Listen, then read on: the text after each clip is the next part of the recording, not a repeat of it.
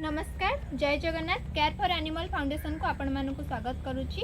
आम पाखे गोटे इनफॉरमेशन आसी पहुंची त्रिशूलिया गोटे फीमेल ओल्ड डॉगटी ता पिठी रे रड पशि खंडिया हो जाइए। आम पाखक वीडियो भी पठेइथिले देखिलु जे से गोटे पानी जगार असह्य अवस्था रे पड़ी रही जेहेतु ता पिठी रे रड पशि जाइए से सेति उठी पारुनी। तो आम लेट न करी ताकू रेस्क्यू रे बाहरी पड़छु। आसंतु देखिबे आमे किपरि रेस्क्यू करछु। जहाँ जहाँ इक्विपमेंट सरकार ने रेस्क्यू पाई से सब नेकी आमे एबे रेस्क्यू रे बाहरी पड़लोनी। वर्षा भी जोर से होउची, तो वर्षा बहुत जोर से पकोउची, तो वीडियोटा आनी होउनी। नेक्स्ट पार्ट रे म आपनको देखैबी आमे स्पॉट रे पहुंच साइला परे केमती रेस्क्यू हैला। पर्यंत आपण वीडियोटी को कंटिन्यू देखता। स्पॉट ऊपर हम पहुंच जाइछु।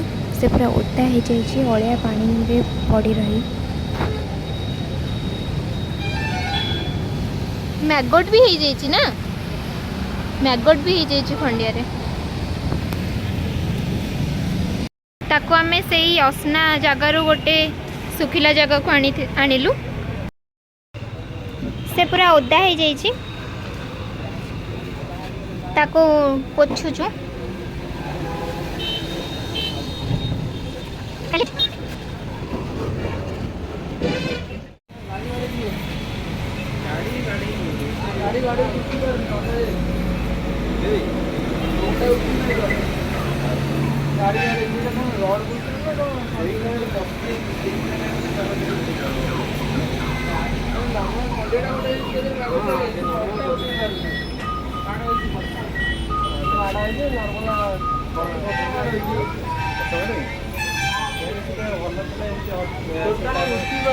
पक्ष माड़ हो गोड़ा भी तार फुली तल गोड़ा आजिकार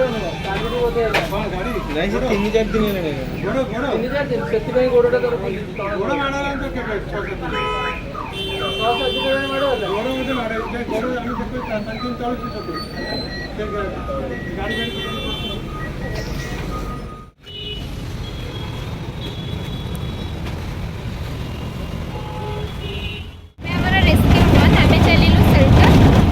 तार स्पाइनल इंजर्ड भी अच्छी यहीपरी अवस्था से 3-4 दिन हम पड़ी जहाँ आम से जानवा पाइलु से तार फ्रंट लेफ्ट साइड लेगटा भी फुली। सेल्टर पहुँची तार ट्रिटमेंट आरंभ करते दयाकोरी प्रार्थना करंतु से किपरि जल्दी भल हो तार ट्रिटमेंट आमको साहाय्य सहयोग करंतु।